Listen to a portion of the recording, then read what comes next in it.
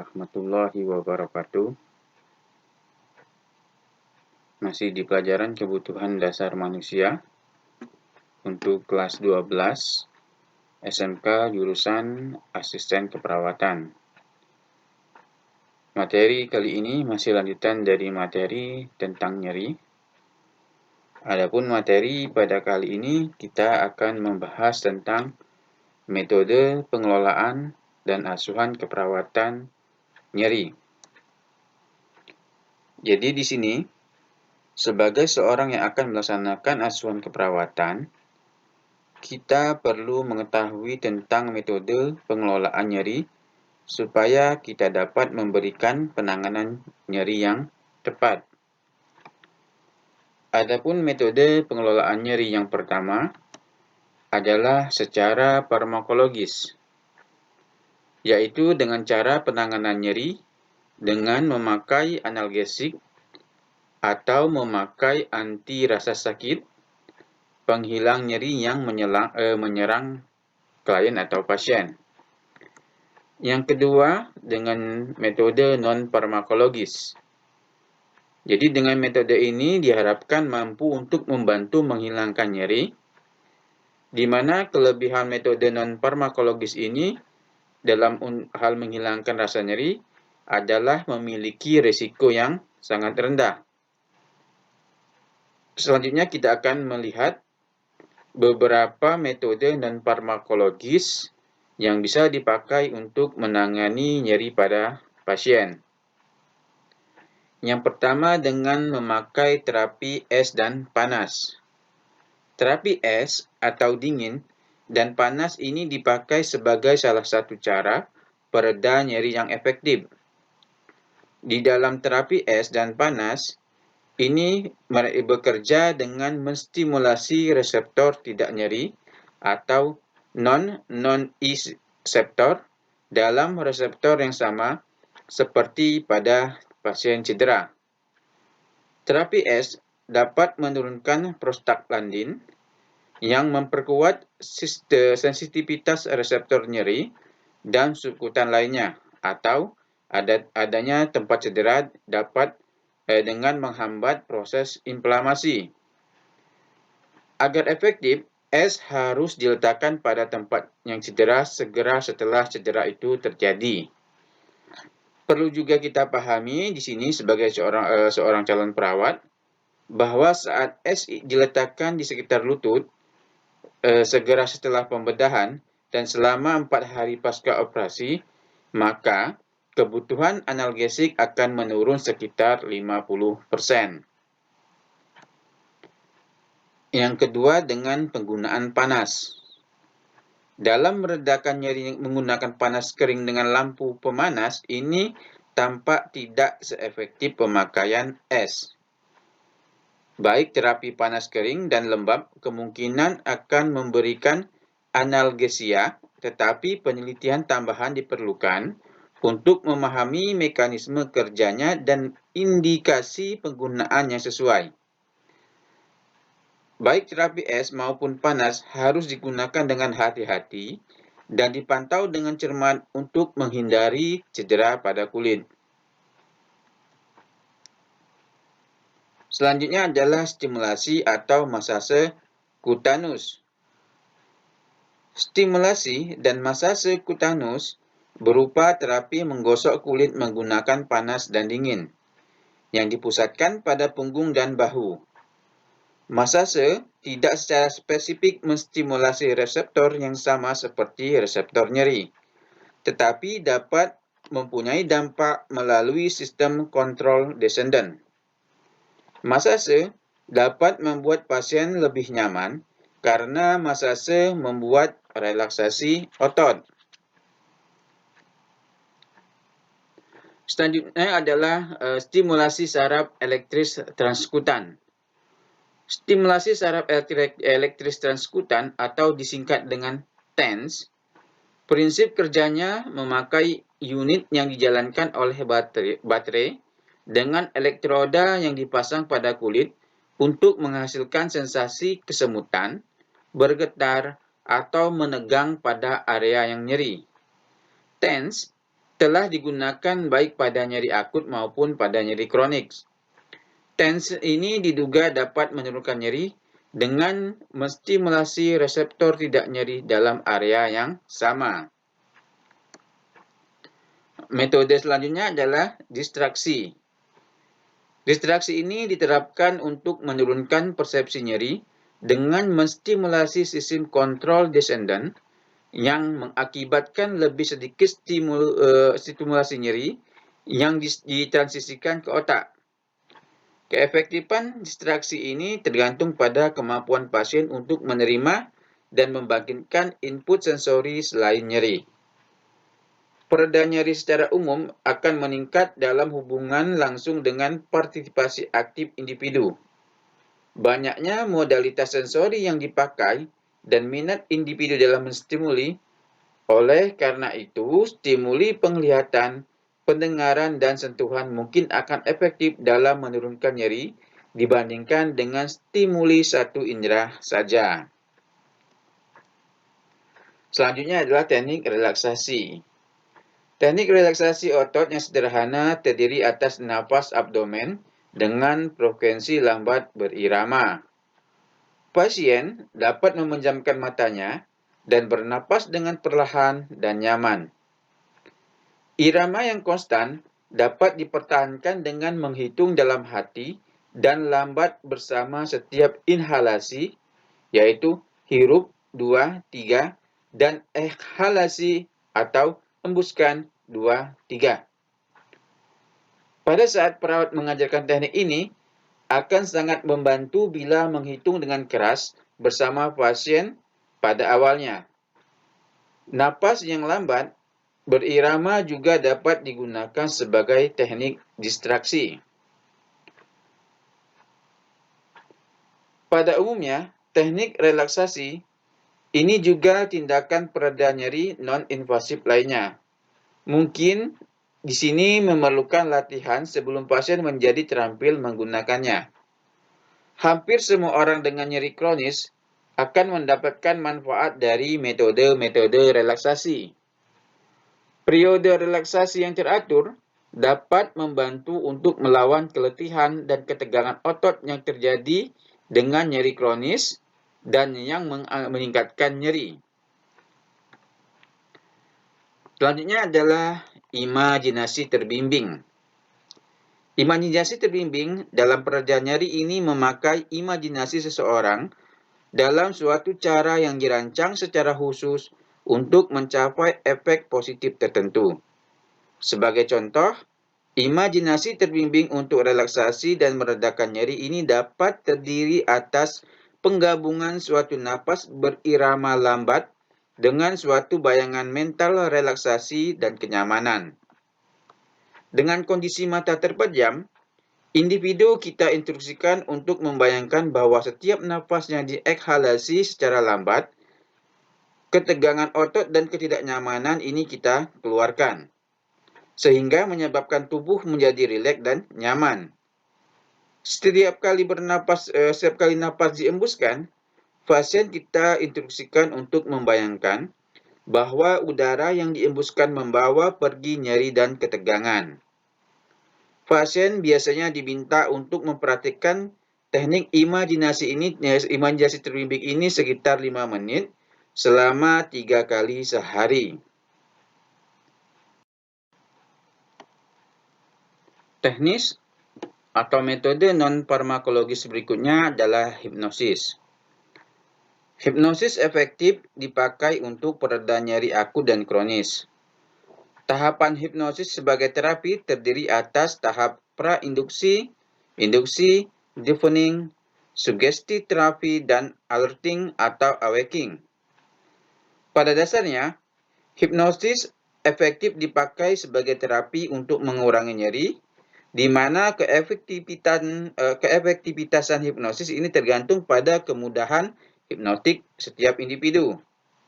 Pada beberapa kasus, hipnosis dapat efektif pada pengobatan pertama, di mana efektivitasnya akan meningkat dengan tambahan sesi hipnoterapi berikutnya. Hipnosis ini sendiri sebagai terapi untuk menghilangkan atau mengurangi nyeri harus dilakukan oleh orang-orang yang terlatih secara khusus.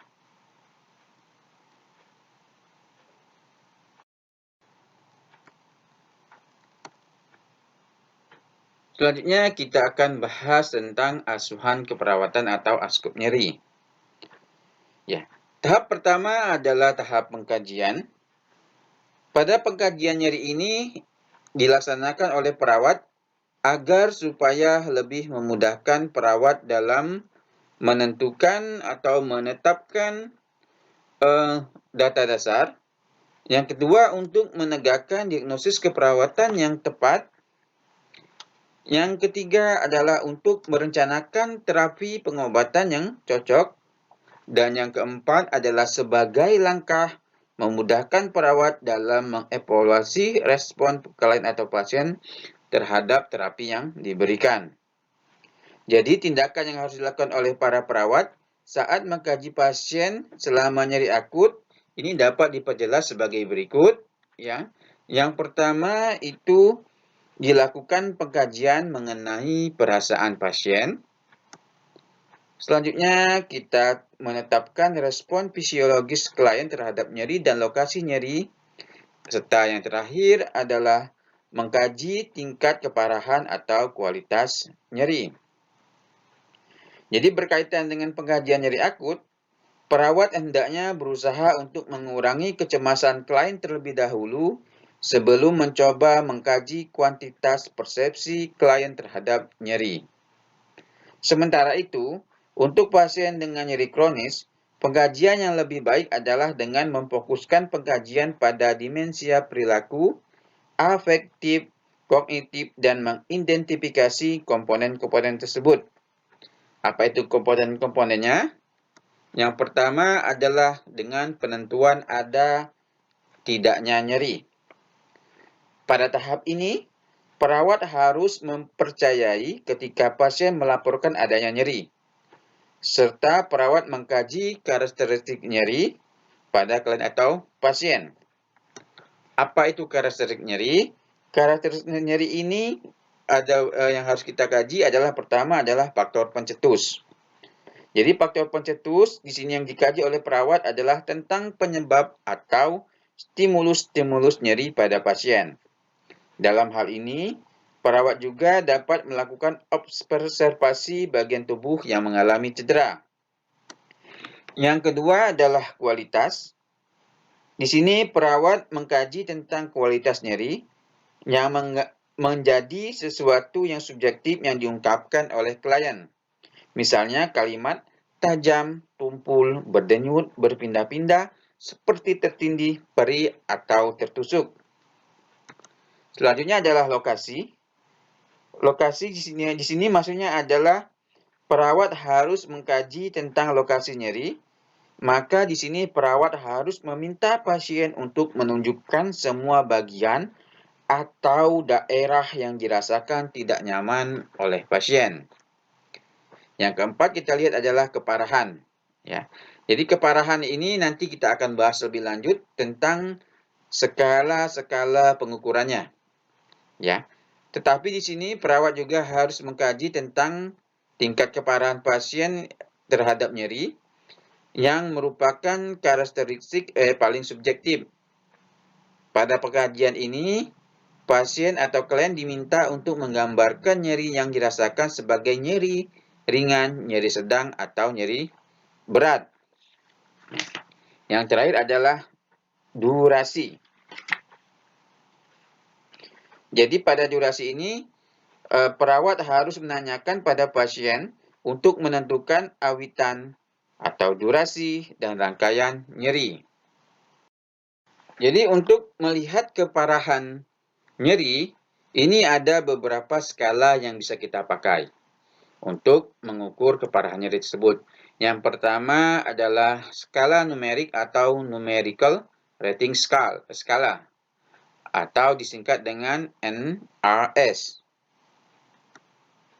Jadi, skala numerik ini digunakan sebagai pengganti alat pendeskripsi kata. Dalam hal ini, pasien akan menilai nyeri dengan skala 0 sampai 10.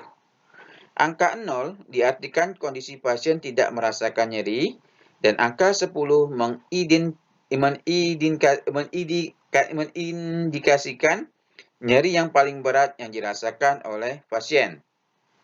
Skala ini efektif digunakan untuk mengkaji intensitas nyeri sebelum dan sesudah intervensi terapeutik. Skala berikutnya adalah skala analog visual atau VAS. Skala ini merupakan suatu garis lurus yang mewakili intensitas nyeri yang terus-menerus dan memiliki alat pendeskripsi verbal pada setiap ujungnya. Skala analog visual merupakan pengukuran keparahan nyeri yang lebih sensitif karena pasien dapat mengidentifikasi setiap titik pada rangkaian daripada dipaksa memilih satu kata atau satu angka.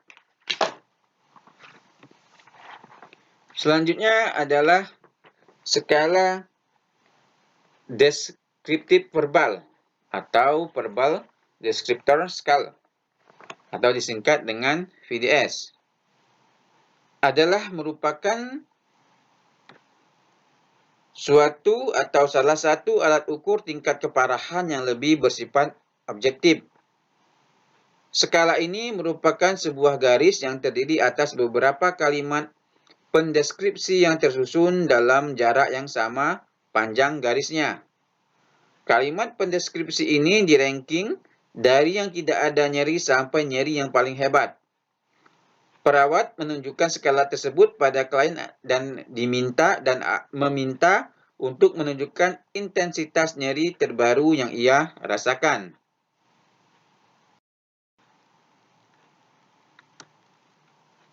Skala pengukuran berikutnya adalah skala nyeri Hauser.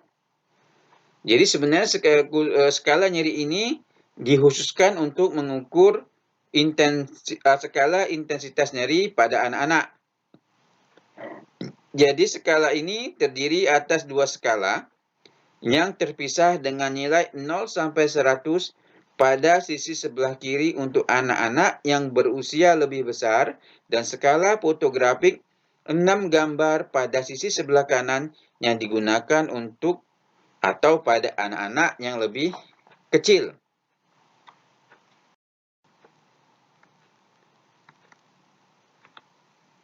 Pengukuran intensitas skala nyeri berikutnya adalah skala nyeri yang dikembangkan oleh Wong dan Becker.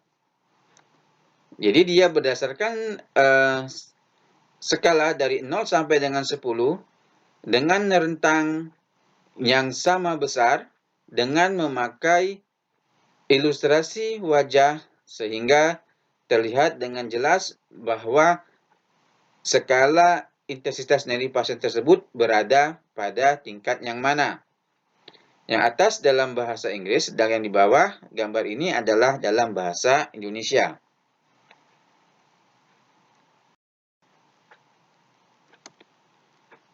Terus kita kaji adalah faktor yang memperberat atau memperingan nyeri.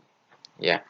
Jadi perawat juga sini hendaknya mengkaji faktor-faktor yang dapat memperberat atau memperingan nyeri. Yang pertama adalah respon fisiologis.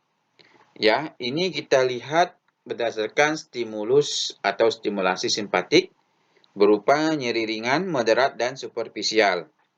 Yang kita kaji adalah dilatasi saluran bronkial dan peningkatan respirasi rate. Yang kedua, peningkatan heart rate. Yang ketiga, vasokonstriksi perifer dan peningkatan BP. Yang keempat, peningkatan nilai gula darah. Yang kelima, diaphoresis. Yang keenam, peningkatan kekuatan otot. Yang ketujuh, terjadi dilatasi pupil. Yang terakhir, yang ke-8 adalah penurunan motilitas GI. Yang kedua adalah stimulus parasimpatik, yaitu nyeri berat dan dalam. Yang kita kaji adalah, atau kita lihat adalah muka yang pucat, otot yang mengeras, penurunan HR dan BP, napas cepat dan irregular, nausea dan vomitus, serta terjadi kelelahan dan keletihan. Selanjutnya kita lihat faktornya yang berikutnya adalah respon perilaku.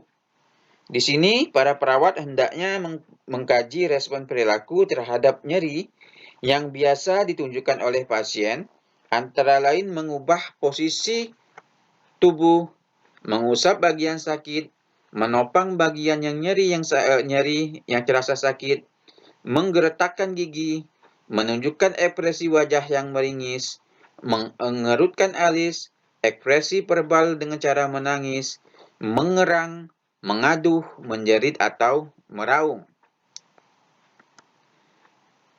Selanjutnya adalah respon afektif. Respon ini harus diperhatikan oleh seorang perawat dalam melakukan pengajian terhadap pasien dengan gangguan rasa nyeri. Selanjutnya kita kaji atau kita lihat faktornya adalah pengaruh nyeri terhadap kehidupan klien. Ya. Jadi, para perawat di sini hendaknya mengkaji kehidupan klien atau pasien.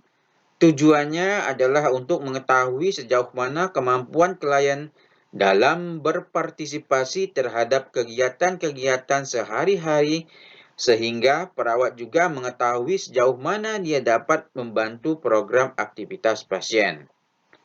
Perubahan yang dikaji yaitu kita lihat perubahan pola tidur, perubahan nyeri pada aktivitas, serta perubahan pola interaksi dengan orang lain. Selanjutnya adalah persepsi klien terhadap nyeri.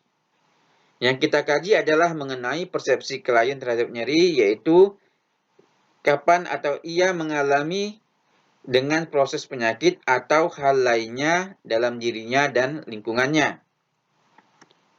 Selanjutnya adalah mekanisme adaptasi klien terhadap nyeri. Di sini kita kaji mengenai cara-cara yang dapat klien gunakan untuk menurunkan nyeri yang ia alami.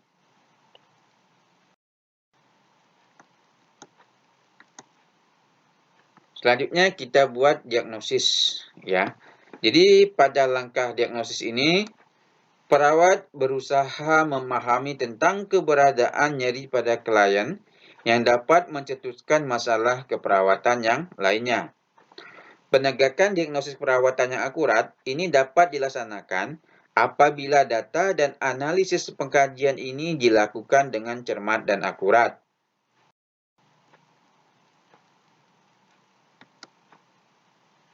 Asuhan keperawatan berikutnya adalah intervensi. Ya. Jadi pada tahap intervensi ini, para perawat ini harus melakukan perencanaan keperawatan yang dibuat untuk mengatasi atau mengurangi nyeri klien yang diharapkan berorientasi pada pemenuhan hal-hal sebagai berikut. Yang pertama, klien atau pasien melaporkan adanya penurunan atau peningkatan rasa nyeri. Yang kedua, klien dapat mempertahankan fungsi dan psikologis yang ia miliki. Yang ketiga, klien dapat menjelaskan faktor-faktor yang menjadi penyebab nyerinya. Yang keempat, klien dapat memakai terapi yang diberikan untuk mengurangi rasa nyeri saat dia berada di rumah. Tahap berikutnya adalah tahap implementasi. Jadi tindakan yang dilakukan oleh perawat ini pada tahap implementasi ini bertujuan untuk mengurangi nyeri. Ini lebih kurang ada 2 atau ada 3, ya ada 3. Yang pertama adalah tindakan farmakologis.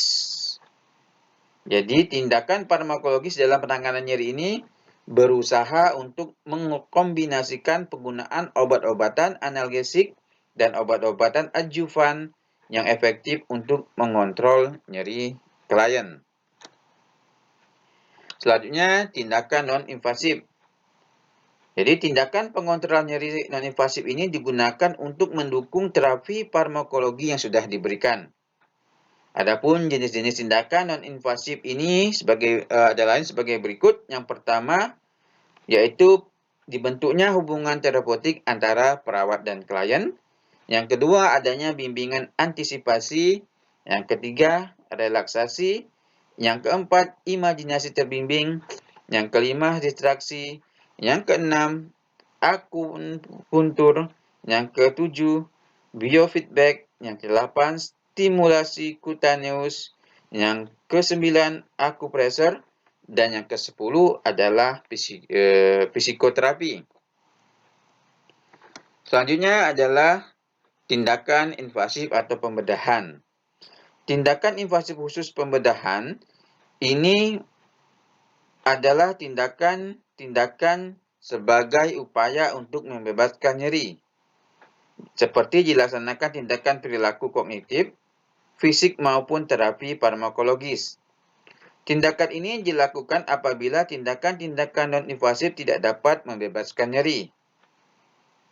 Jadi di sini klien perlu diberi pengetahuan tentang implikasi setelah tindakan pembedahan untuk mengontrol nyeri.